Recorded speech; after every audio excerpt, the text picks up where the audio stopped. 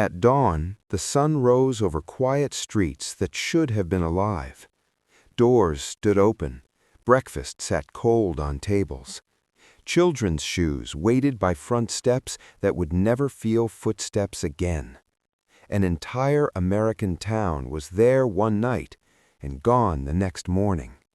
No farewell, no evacuation order, no bodies, no answers. What force can erase a town without leaving a reason behind? Welcome to Untold Golden History, where forgotten truths, buried pain, and unsolved mysteries rise again from the shadows of time. Tonight's story is not about war or disaster recorded in textbooks. It is about silence, about absence, about a place in the United States that vanished so completely that even history struggled to explain it. This is the true, haunting story of the American town that disappeared overnight. Before it vanished, the town had a name, a simple one, spoken every morning in greetings, written on letters, carved into official seals.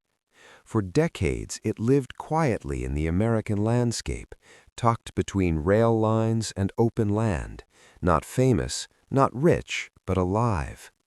The town had a grocery store that opened before sunrise, a church bell that rang every Sunday, a school where teachers knew every child's name, a diner where coffee never stopped pouring. Nothing extraordinary, and maybe that was the point. Families had lived there for generations. Grandparents were buried in the same soil where their grandchildren learned to walk. People trusted their neighbors enough to leave doors unlocked. Children rode bicycles until sunset without fear. At night, lights glowed softly through windows. Radios hummed. Dogs barked at passing cars. It was a town that believed tomorrow would always come. And then, one night, tomorrow didn't. On the final recorded evening, nothing unusual was reported. A freight train passed through shortly after 9 p.m., just as it had for years. The diner closed at 10:30 p.m. The bartender locked up after the last customer paid in cash. The postman sorted letters for the next morning's route. A mother tucked her daughter into bed. A father shut off the porch light. A teacher graded papers. No alarms, no warnings, no screams. If someone had stood at the edge of town that night, they would have seen a peaceful American community settling into sleep. And that is what made the morning so impossible to understand.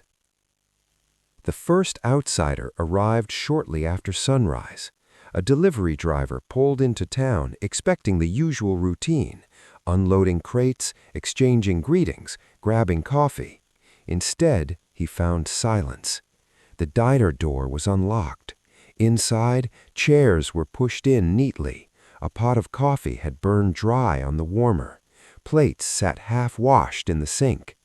At the grocery store, the register was open, money untouched, fresh produce still stacked as if waiting for customers who never came. Houses told even stranger stories. Beds were unmade. Clothes hung in closets. Cars were parked in driveways with keys still inside. Pets were gone. People were gone. There were no signs of struggle, no blood, no broken windows, just absence. By noon, word spread. By evening, authorities arrived. And by nightfall, the town was surrounded by questions no one could answer. Sheriffs moved door to door, calling out names. No replies.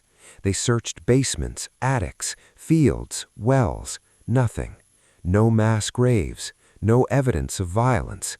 No sign of evacuation. Theories came fast.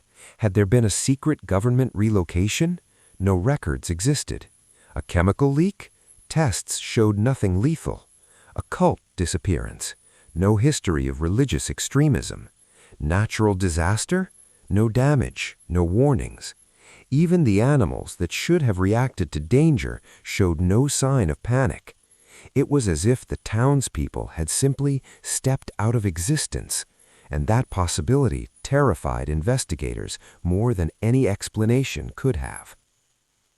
What haunted investigators most were the details: a baby bottle warming on a stove, a wedding ring resting on a nightstand, a child's homework finished halfway through a sentence. People do not leave like this, not voluntarily. Experienced officers said the same thing again and again. This doesn't look like people choosing to leave. It looked like interruption, like something cut their lives short in the middle of ordinary moments. And yet, there were no footprints leading out of town, no tire tracks, no trails. The town had not been abandoned, it had been erased. Within days, federal officials arrived. They sealed off areas, collected documents, removed boxes from the town hall. Journalists were pushed back. Residents from nearby towns were warned not to speculate. And then, slowly, the story disappeared from headlines. No press conferences, no final reports, just silence. Locals whispered that something had been found, something too disturbing to explain publicly. Others believed nothing had been found at all, which was even worse, because an unexplained disappearance meant it could happen again, anywhere. Families from surrounding counties came looking for relatives.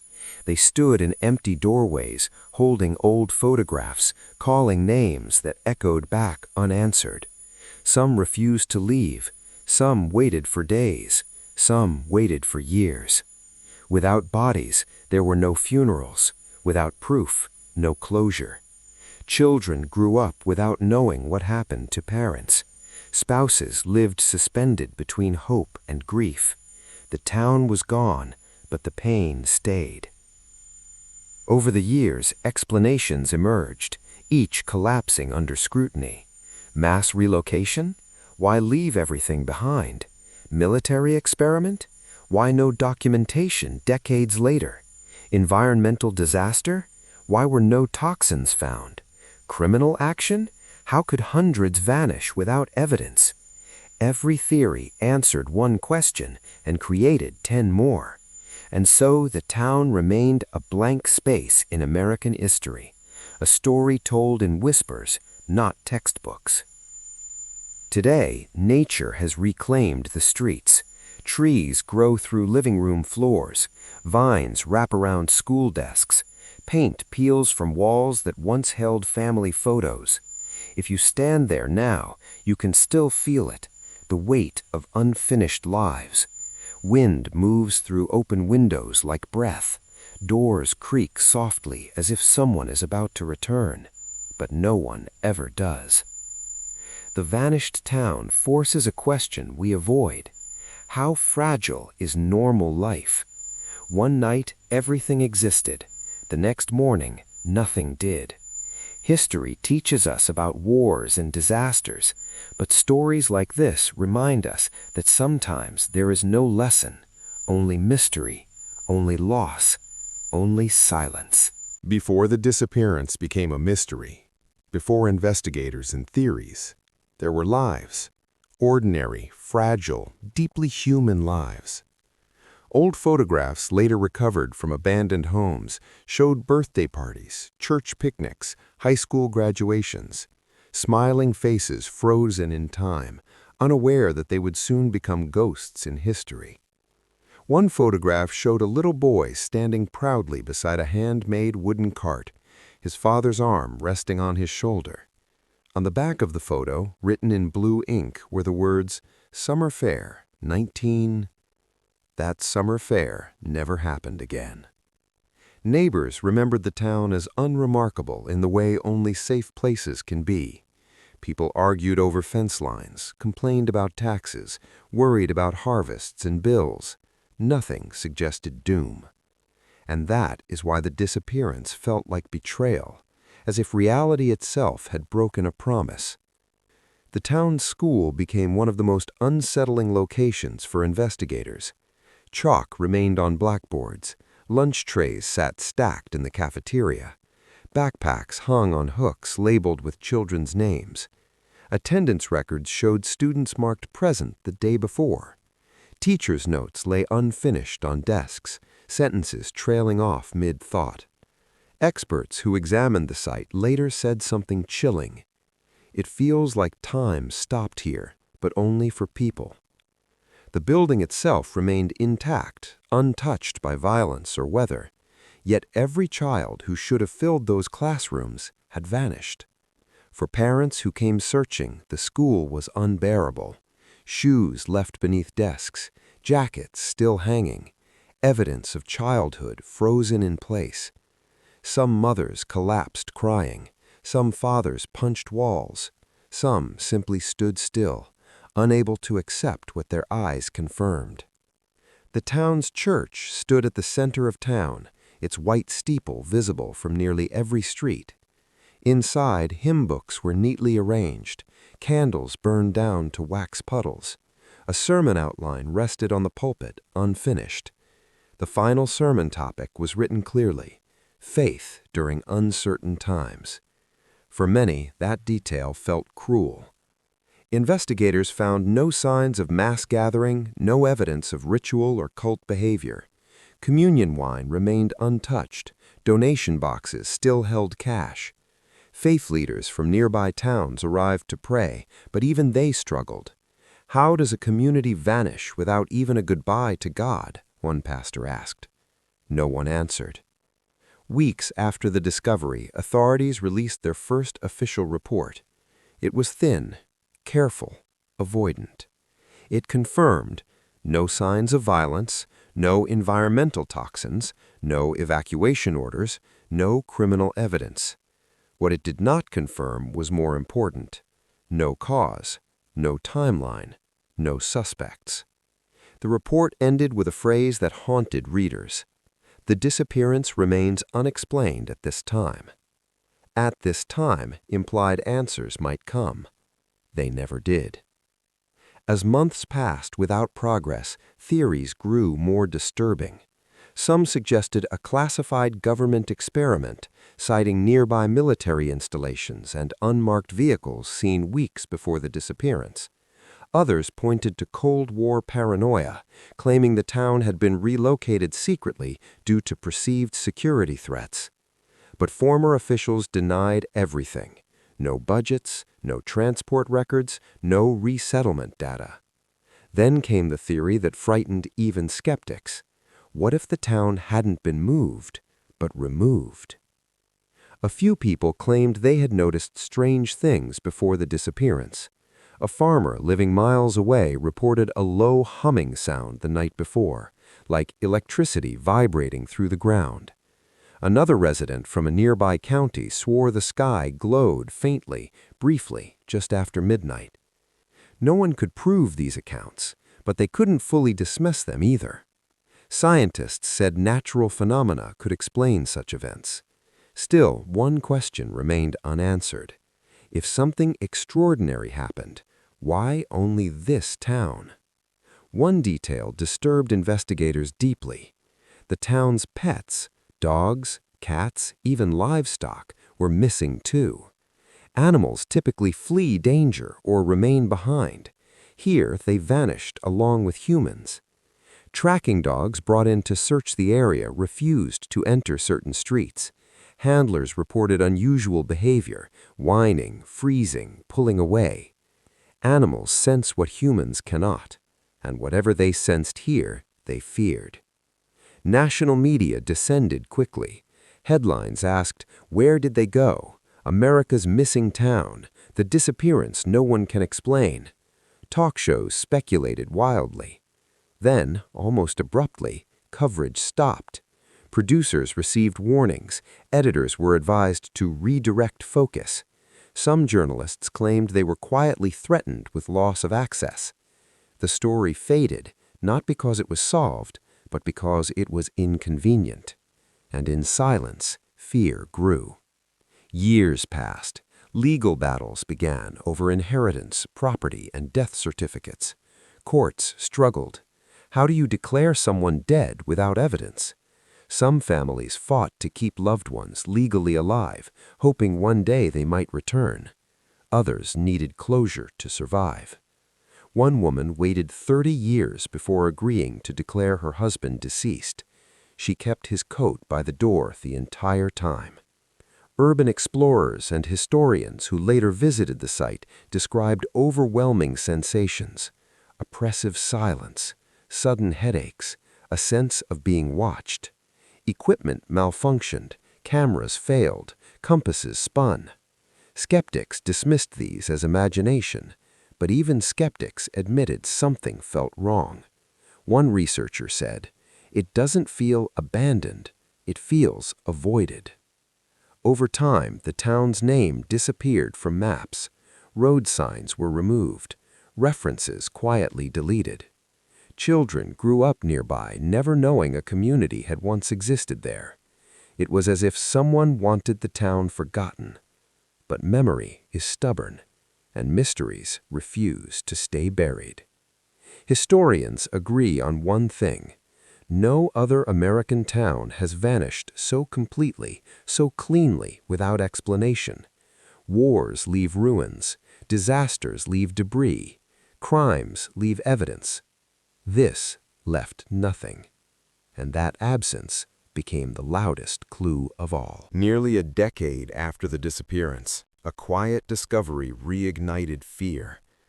A historian researching unrelated Cold War infrastructure stumbled upon a reference buried deep inside an archived federal index.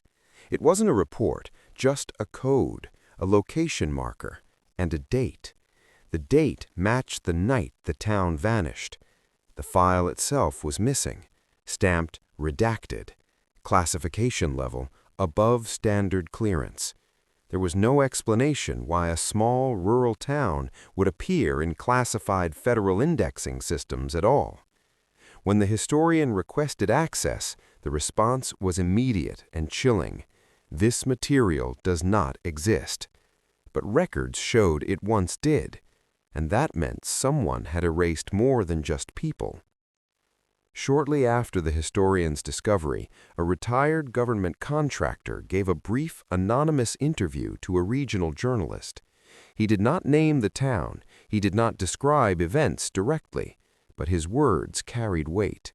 Quote, "Sometimes," he said, "the safest way to fix a mistake is to remove the evidence it ever happened." When asked if he meant people, the man ended the interview. 2 weeks later, the article was pulled. The journalist's editor later admitted receiving a call from someone very high up. No threats, just advice. And advice, when coming from power, feels a lot like fear. One house near the town's boundary became a focal point for emotional reconstruction. Inside, investigators found a photo album open on a kitchen table. The final image showed a family of 4 smiling in front of their home. Written beneath it, "Last photo before we fix the porch." The porch was never fixed. Forensic psychologists later studied the home.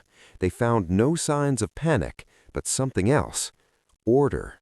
Everything was neat, packed lunches prepared, alarm clocks set. It looked like a family expecting to wake up. That detail haunted professionals more than chaos ever could. As technology advanced, researchers revisited the area with modern equipment. Ground-penetrating radar revealed subtle anomalies deep beneath the town, formations inconsistent with natural geology. Not tunnels, not caverns, but disturbances, as if the Earth itself had been affected by extreme force. Geologists argued over interpretations. Some suggested experimental seismic testing. Others claimed data corruption. But one independent analyst said quietly, "This looks less like something moved through the ground and more like something passed through everything." The implication was unthinkable. When historians expanded their search, unsettling similarities emerged. Other places, small, undocumented settlements, work camps, temporary communities had also vanished throughout the 20th century. Not entire towns, not officially, but clusters of missing records, populations that faded from documentation abruptly. The vanished town was simply the largest, the cleanest, the one that refused to be explained away. In the early 1990s, a former defense analyst submitted an incomplete testimony request to a congressional committee. The subject line read, "Unaccounted Civilian Relocation Event." The request was denied. 3 months later, the analyst died in what was ruled an accidental house fire. Neighbors said the fire burned unusually fast. No accelerants were found. The testimony was never completed, and the file, like so many others, was sealed. As decades passed, some officials who had been young during the event grew old. On their deathbeds, a few reportedly spoke in fragments, apologies, regret, the phrase, "We thought it was contained." Contained what? No one ever clarified. But families listening from behind hospital curtains knew one thing: someone knew more, and knowing had destroyed them from the inside. One agency rumored to be involved was quietly dissolved years later, not publicly blamed, not exposed, just gone. Several high-ranking figures associated with the period faced personal tragedies, bankruptcies, sudden illnesses, estranged families. No official connection was ever made, but in small circles, people whispered about karma, that some actions leave stains no clearance level can erase. Psychologists studying generational trauma noticed something strange. Children born to families connected to the town, nieces, nephews, grandchildren, reported eerily similar dreams: empty streets, calling out names, a feeling of being late. They had never been told details, yet the imagery repeated. Memory, it seemed, could travel through blood. Twice, development companies attempted to repurpose the land. Both times, projects were abandoned. Workers quit suddenly. Machinery malfunctioned. Accidents increased. Insurance companies refused coverage. The land resisted occupation, as if it remembered. One respected historian wrote the last major academic paper on the subject. His conclusion was careful but heavy. Quote, "Whether caused by human error, classified action, or forces we do not yet understand, the disappearance represents a moral failure greater than the mystery itself." Quote, "Because the true tragedy is not that the town vanished, but that the truth vanished with it." The paper was quietly archived, rarely cited, but never disproven. Imagine leaving your home believing you will return in the morning. Imagine history deciding you will not. No farewell, no memory preserved, just erasure. That is what happened here, and no explanation can undo it.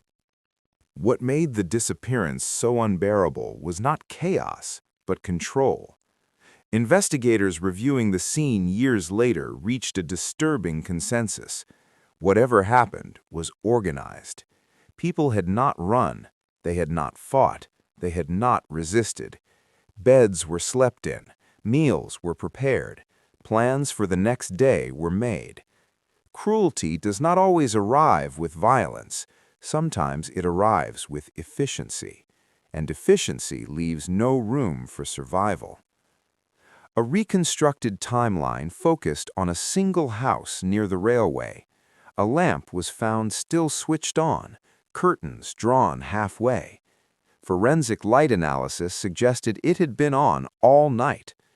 Why leave a light on?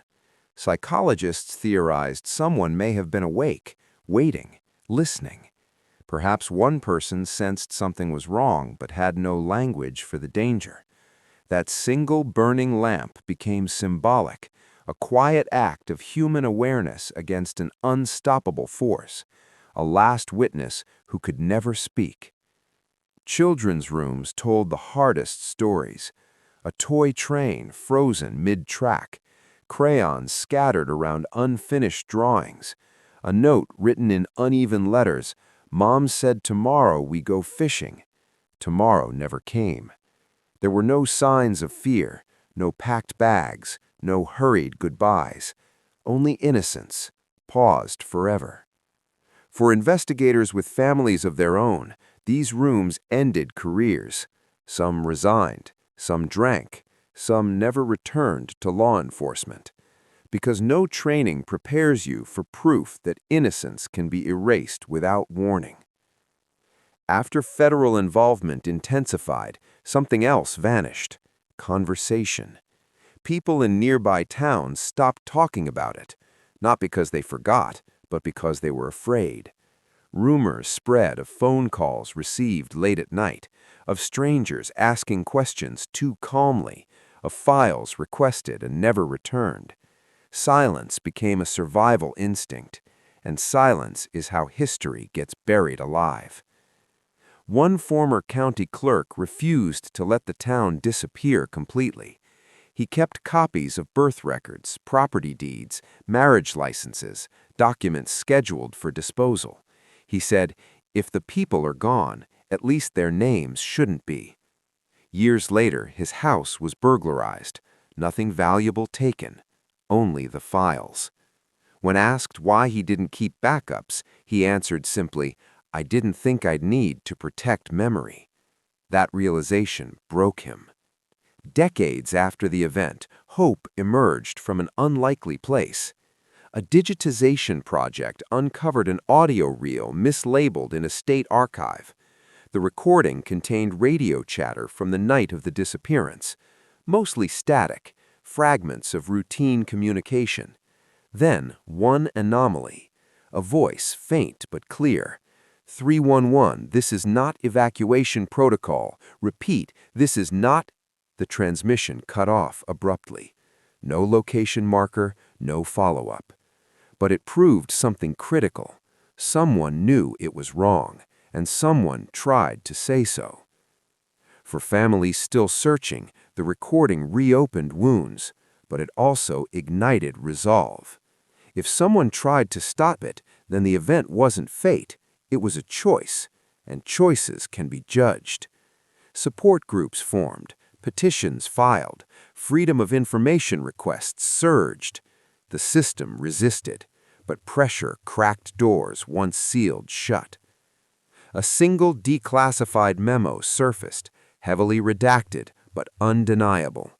It referenced unintended civilian exposure, containment failure, permanent resolution. No town name, no numbers, but context screamed louder than ink ever could. For the first time, official language hinted at responsibility, and with responsibility comes guilt. Former officials interviewed late in life spoke carefully. One admitted, "We underestimated scale." Another whispered, "We thought they'd be moved. That's what we were told." Moved where? No one could answer, because lies collapse eventually, and when they do, they leave nothing underneath. Agencies involved saw budgets slashed, projects canceled, reputations ruined quietly. Not justice, but consequence. Some said it wasn't enough. Others said it was all history would allow. But karma does not seek fairness, it seeks balance. Environmental researchers returned once more. Plants in the area grew irregularly. Soil composition showed unexplained alteration. Nothing dangerous, nothing provable, but different, as if the land itself had been changed, marked by what passed through it, a reminder that even when people are erased, the earth remembers. Artists began painting the town, not as ruins, but alive. Children laughing, shops open, church bells ringing. Memory became protest, because remembering is the one act power cannot fully control. If it happened once, could it happen again?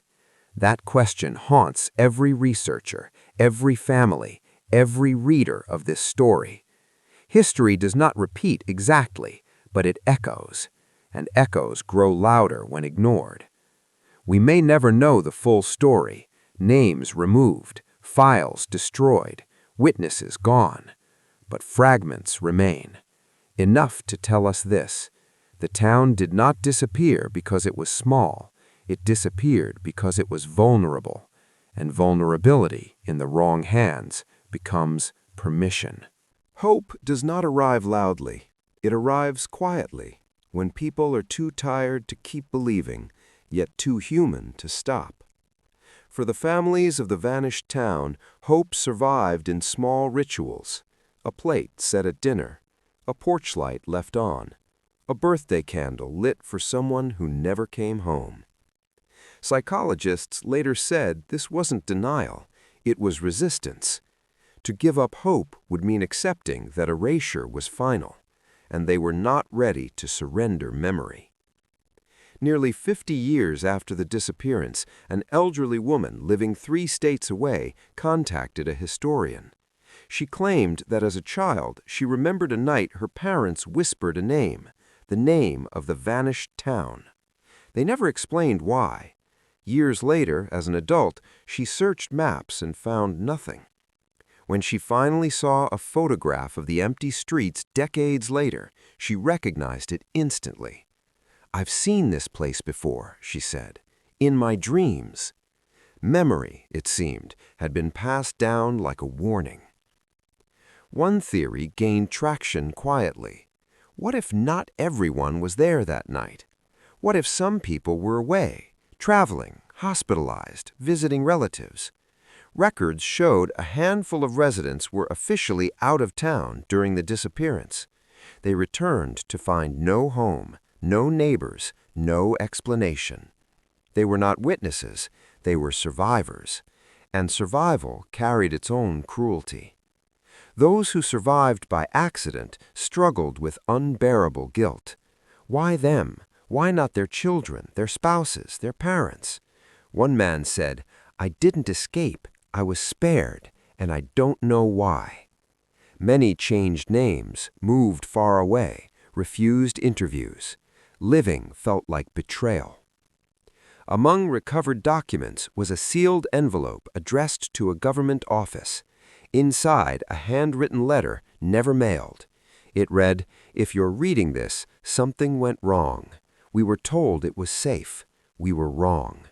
No signature, but the handwriting matched notes found in a federal lab years later. Someone inside the system had tried to leave a trail and failed. As public awareness slowly resurfaced, historians asked an uncomfortable question: how many people knew just enough to do nothing? Technicians, analysts, clerks, people who followed orders without asking what came next. Evil rarely needs monsters, it needs silence. A major breakthrough came when a retired archivist broke decades of silence. He revealed that certain files weren't destroyed. They were misfiled intentionally, buried under unrelated projects. He provided reference numbers. The files confirmed: civilian presence acknowledged, risk underestimated, containment prioritized over evacuation. The words were clinical, the consequences were human. A former official released a statement shortly before his death. It wasn't detailed, it wasn't specific, but it was honest. "We believed we were protecting the nation. We did not protect those people. I am sorry."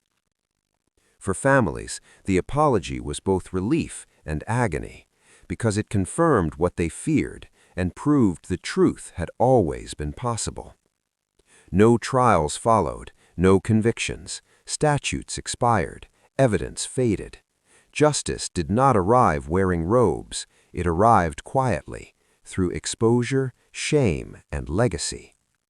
The story entered classrooms, documentaries resurfaced, names were spoken again. The town existed, if only in memory.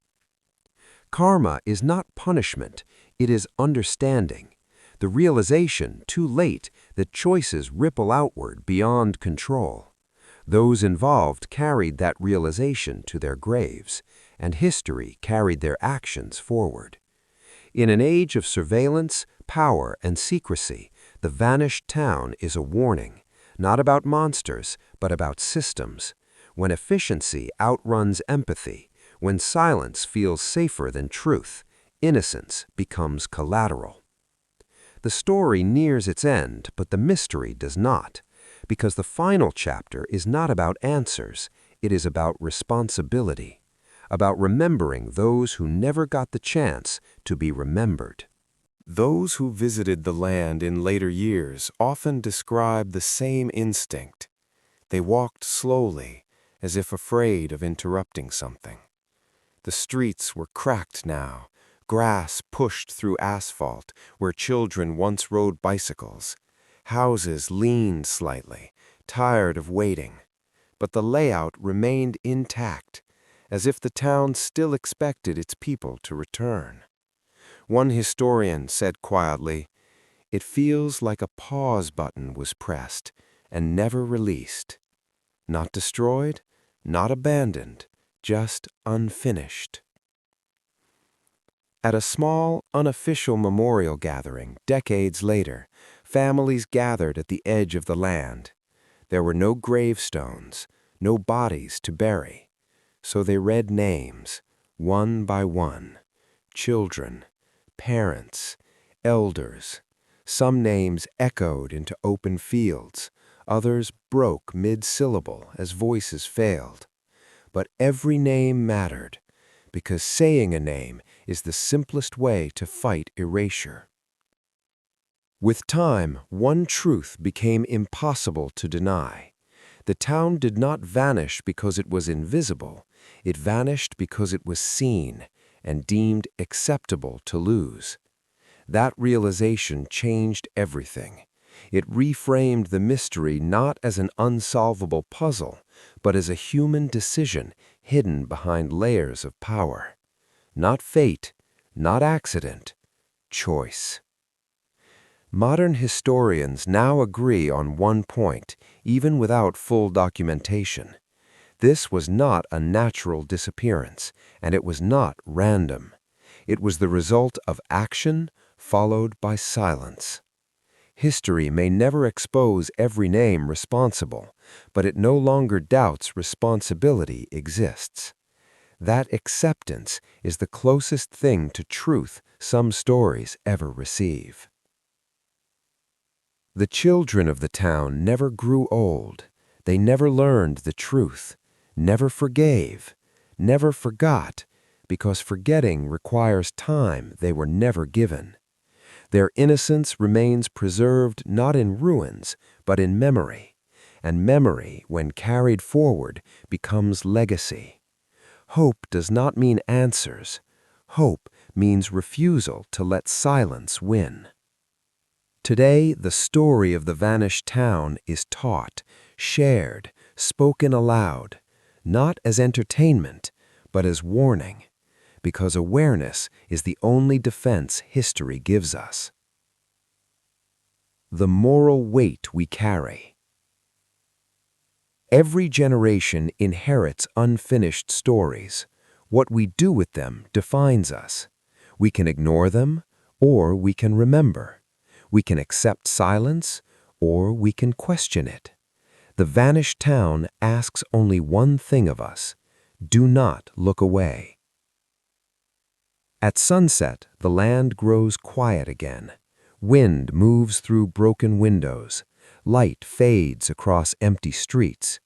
Nothing returns, but nothing is truly gone either, because as long as the story is told, the town still exists. Not on maps, not in records, but in conscience. This has been Untold Golden History, a story not of what we know, but of what we chose not to forget.